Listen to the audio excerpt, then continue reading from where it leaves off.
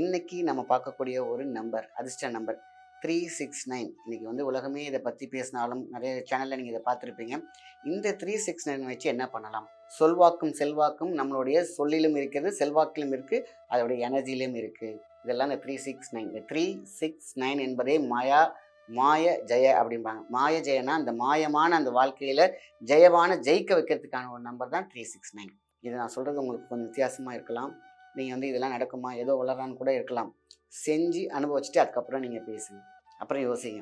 அந்த தனம் என்ற ஈர்ப்பு, பண ஈர்ப்பு உங்களுக்கு என்ன தேவையோ அது ஈர்க்க தொடங்கிவிடும். உங்களுடைய உடம்பு, உங்களுடைய ஆறா, உங்களுடைய சக்கரம், உங்களுடைய கண், உங்கள் மூளை, உங்கள் சொல், வாக்கு எல்லாம் செய்து கைகண்ட விஷயத்தை தான் அவங்களுக்கு சொல்லிகிட்டு இருக்கேன். அதே மாதிரி தான் நானும் அதை பயன்படுத்தியிருக்கேன். நல்ல ஒரு ரிசல்ட்டே கிடச்சிருக்கு. அதனால தான் உங்களுக்கு சொல்கிறேன்.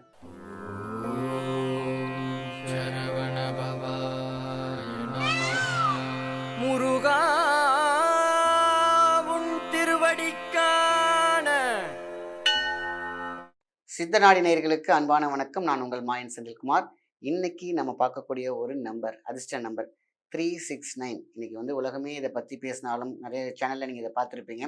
இந்த 369 வச்சு என்ன பண்ணலாம், எந்த மாதிரியானலாம் யூஸ் பண்ணோம்னா நமக்கு அதோட எனர்ஜி சீக்கிரம் கிடைக்கும். 369, அதேமாதிரி 786, இது எல்லாமே வந்து பார்த்திங்கன்னா ஒரு வகையான இந்த மேஜிக் நம்பர் அப்படின்னு சொல்லுவாங்க. அதில் மிகப்பெரிய மேஜிக் நம்பர் 369.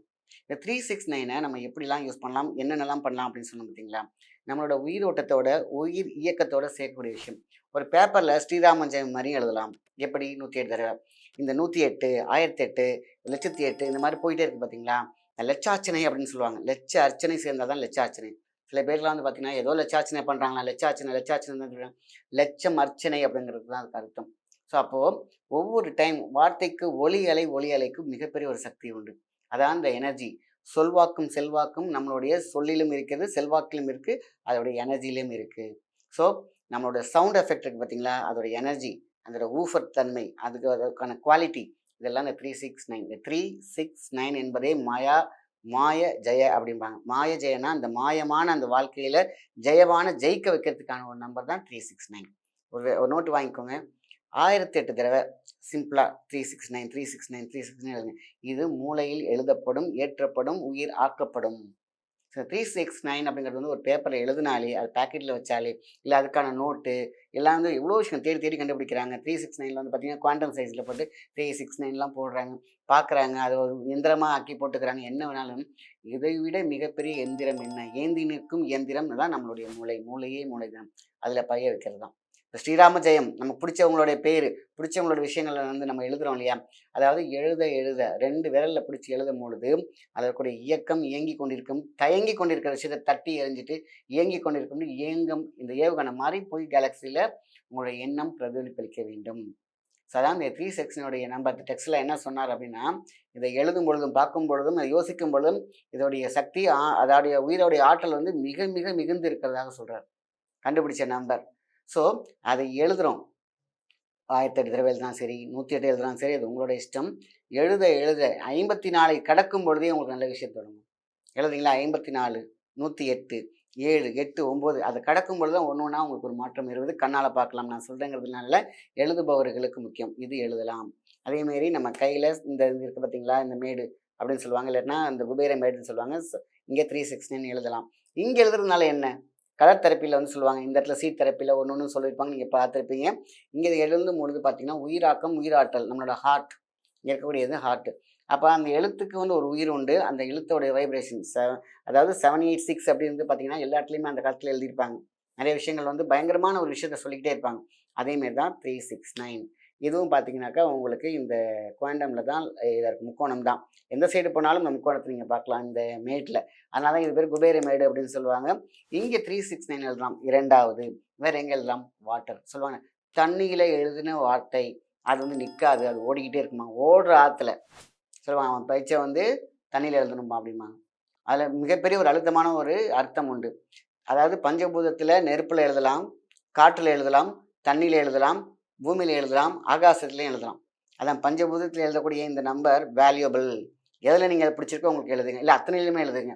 பூமியில் சொல்லுவாங்களா, அந்த காலத்தில் முதல் எழுதும் போது அரிசியை பரப்பி ஃபஸ்ட்டு, இப்போ அரிசி முன்னாடிலாம் வந்து பாங்களா, ஆனா அவனால ஃபஸ்ட்டு இந்த வரல கை பிடிச்சி எழுத வைப்பாங்க. ஆனா அவனா ஏபிசின்னு என்ன வேணாலும் இருக்கலாம். இங்கே இருக்கக்கூடிய எனர்ஜி மூளையை தட்டும். இது சென்ட்ரல் மூளையை தட்டும். இது வந்து பார்த்தீங்கன்னாக்கா ஒவ்வொன்றையும் ஒவ்வொரு இயக்கத்தில் கொடுக்குற கன்ஜெக்ஷன் அண்ட் கனெக்ஷன் தான். இப்போ எங்கே கன்ஜெக்ஷன் ஆகுது மாட்டிக்கிட்டு இருக்கிற விஷயம், கனெக்ஷனுங்கிறது போய் கொண்டு போகக்கூடிய விஷயம். ஸோ அப்போ பாருங்கள், தண்ணியில் எழுதுறது வரைக்கும் ஒரு பெரிய பாத்திரம் எடுத்துக்கோங்க, தண்ணியை வச்சுக்கோங்க, சும்மா ஜஸ்ட்டில் 369 அதை எழுத பழகுங்க. அந்த தண்ணியில் நீங்கள் குளிக்கலாம், அந்த தண்ணியை நீங்கள் குடிக்கலாம். இது ரொம்ப ரொம்ப முக்கியம். சின்ன ஒரு பவுலில் 369 369 ஒரு 7 தடவை 9 தடவை எழுதி குடிச்சு பாருங்க. அதில் உள்ள சக்தியை நீங்கள் உணரலாம். இதை நான் சொல்கிறது உங்களுக்கு கொஞ்சம் வித்தியாசமாக இருக்கலாம். நீங்கள் வந்து இதெல்லாம் நடக்குமா ஏதோ வளரான்னு கூட இருக்கலாம். செஞ்சு அனுபவிச்சுட்டு அதுக்கப்புறம் நீங்கள் பேசுங்க, அப்புறம் யோசிங்க. இது தண்ணியில், பூமியில், ஆகாயம் சொல்லுவாங்கல்ல, காற்றுல பாரு படம் ஓட்டுறான் பாரு அப்படிம்பாங்க. ஏதோ இப்படி பண்ணி எழுதுவாங்க பார்த்தீங்களா? காற்றுல ஒரு ரூமில் உங்கள் ரூம்குள்ளே போய்க்கோங்க, யாரும் கிரிட்டிசைஸ் பண்ணவே வேண்டாம். ரூமில் போங்க, அழகாக உட்காந்து 369 இது காற்றுல பண்ணுறதா நீங்கள் இமேஜின் பண்ணணும். அந்த காற்றுலேருந்து எனர்ஜி வந்து உங்களுக்கு வரதா இமேஜின் பண்ணணும். அதேமாதிரி பூமி சொல்லியாச்சு, தண்ணி சொல்லியாச்சு, நெருப்பு, கற்பூரம் எரியுது பார்த்தீங்களா? கற்பூரமோ கேண்டலோ என்ன வேணால் எடுத்துக்கோங்க. அது எரியும் போது அதுக்கு முன்னாடி அதுக்கு 369 எழுதி பாருங்கள். நெருப்பில் எழுதலாம். இப்படி பஞ்சபூதத்தில் எல்லாருமே எழுதி பழக ஆரம்பிச்சிங்கன்னா பஞ்சபூதம் உங்களுக்கு மிக சக்தி வாய்ந்ததாக மாறும். பேப்பரில் எழுதுறீங்க, அது வந்து எண்ணத்திலும் மைண்ட்லேயும் பதியும். ஸோ எழுதுறதுல வந்து ரொம்ப ரொம்ப முக்கியமான விஷயம். சொல்லுவாங்களே, ஒரு விஷயத்த வந்து எழுதி பழகுனாக்கா மெமரி நல்லா இருக்குன்னு சொல்லுவாங்க. அந்த காலத்தில் ஒரு ஹோம்ஒர்க் கொடுத்தா நல்லா அந்த ஒரு 10 வாட்டி எழுது, 20 எழுதுன்னு சொல்லுவாங்க. நம்ம தப்பு பண்ணோம்னா என்ன சொல்லுவாங்க, இந்தா உனக்கு பனிஷ்மெண்ட், இதுதான் ஹோம்ஒர்க், உனக்கு இந்த கொஸ்டினை 10 வாட்டி எழுது. 10 வாட்டி எழுதும் பொழுது மைண்டில் ரெஜிஸ்டர் ஆகுது, மெமரியில் ரெஜிஸ்டர் ஆகுது. அதேமாரி தான் 369 மட்டும் நம்ம மண்டையில், அதாவது மூளையில், அந்த மூலதனத்தில் நம்ம வந்து பதிச்சினோம்னா மூலதனம், அந்த தனம் என்ற ஈர்ப்பு, பண ஈர்ப்பு, உங்களுக்கு என்ன தேவையோ அது ஈர்க்க தொடங்கிவிடும். உங்களுடைய உடம்பு, உங்களுடைய ஆறா, உங்களுடைய சக்கரம், உங்களுடைய கண், உங்கள் மூளை, உங்கள் சொல், வாக்கு எல்லாம். இதை நீங்கள் அனுபவத்தில் மட்டும்தான் நீங்கள் தெரிஞ்சுக்க முடியும். சரி, இதெல்லாம் ஓகே, 369 சொன்னால் ஓகே தான், இல்லைன்னா எழுத சொல்கிறார். அதான் சொல்லுவாங்க, நியூமராலஜியில் உங்கள் பேர் மாற்றினீங்கனாக்கா உங்கள் பேரை வந்து கிட்டத்தட்ட 1008 தடவை வந்து புதுவாக பேர் எழுத சொல்லுவாங்க. எழுத எல்லாரும் மூளையில் பதியும். மூளையில் பதிகிற அத்தனை விஷயமே சூப்பர் நேச்சுரலுக்குள்ளே கொண்டு போகும். அப்போது 2 ஃபேஸ்லேருந்து 3 ஃபேஸ்க்கு கன்வெர்ட் பண்ணோம் இல்லையா? அது வந்து குவாண்டம் செக்ஷன் அப்படின்னு சொல்லுவாங்க. அதுக்குன்னா நம்ம வந்து இத்தனை வாட்டி எழுதுறது 108, குறைஞ்சது 9, 108, அதுக்கப்புறம் 1008, அதுக்கப்புறம் லட்சம். இதெல்லாம் உங்களோட சாய்ஸ், உங்கள் நேரம் அப்படி பொறுத்திருக்கு. இப்படி பண்ணும் பொழுதே நம்மள உருவாக்கம் உயிராக்கம் ஆகும். உருவாக்கம் உயிராக்கம், எதை நினச்சி நீங்கள் போகிறீங்களோ அதுதான் உங்களுக்குள்ள ஒரு ஆசை. அதை உயிராக்கணும் இல்லையா? சித்தி பண்ணணும் இல்லையா? அதை பக்தி ஆக்கணும் இல்லையா? அப்போ பக்தினாக்க சரணாகதி அப்படின்னு சொல்லுவாங்க. பக்தியாக இருக்கான்ப்பா, சரணாகதியாக இருக்கான்ப்பா. அதுதான் எல்லாமே வந்துங்கன்னா நம்மளோட இயக்கத்தை ஃபீல்டு, அதாவது எலக்ட்ரோ மேக்னெட்டிக் ஃபீல்டாக கனெக்ட் பண்ணும்போது ஈர்ப்பு அதிகமாக இருக்கும் இல்லையா? நம்ம எப்பொழுதுமே எலக்ட்ரோ ஃபீல்டு, அது எலக்ட்ரோ மேக்னெட்டிக் ஃபீல்டை மாற்றுறது தான் வார்த்தைகள். அதான் சொல்வாக்கு, செல்வாக்கு, சொல்மணியும் எல்மணியும் அப்படிம்பாங்க. அத்தனையுமே நமக்கு வசப்படும். வசமாகும் பொழுது உடம்புல இருக்கக்கூடிய விஷமெல்லாம் வெளியில் போகும். வசமாகறதுல உங்களுக்கு தேவையானதெல்லாம் அட்ராக்ட் ஆகும். அப்போ ஜெயிக்கிறது உறுதி தானே? அப்போ எதை நினச்சி என்ன வேலை முக்கியமோ அந்த தடங்கள் எல்லாம் தூக்கி போட்டுட்டு எது நடக்கணுமோ அதை நினச்சி இந்த 369 நினச்சிக்கோங்க, எழுதுங்க.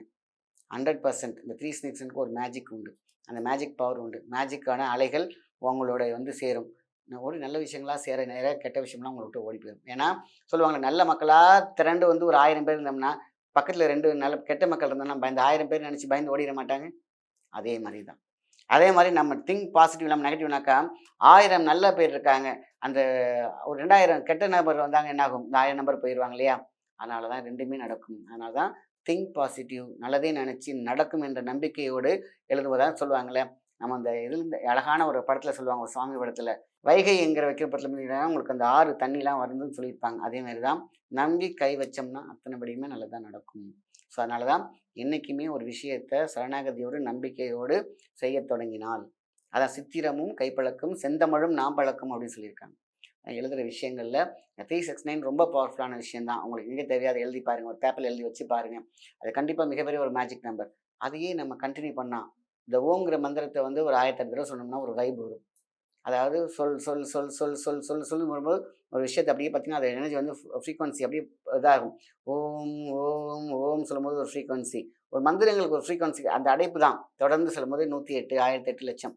அதே மாதிரி நம்ம அந்த 369 எழுத தொடங்கணும்னாக்கா இது 5 பூதங்களை எழுதணும்னு கூட அவசியம் கிடையாது. உடம்புல வந்து எதையாவது ஒரு பூதம், அதாவது தண்ணியில் எழுதலன்னு சொல்கிறதெல்லாம், நெருப்பில் எழுதலாம், அதேமாதிரி ஆகாயத்தில் எழுதலாம். நெருப்பில் எழுதலாம், நெருப்பில் எழுதுறது அப்படின்னு கேட்க வேண்டாம்.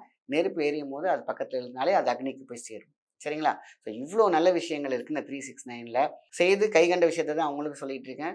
அதே மாரி தான் நானும் அத பயன்படுத்தியிருக்கேன். நல்ல ஒரு ரிசல்ட்டே கிடைச்சிருக்கு. அதனால தான் உங்களுக்கும் சொல்றேன்.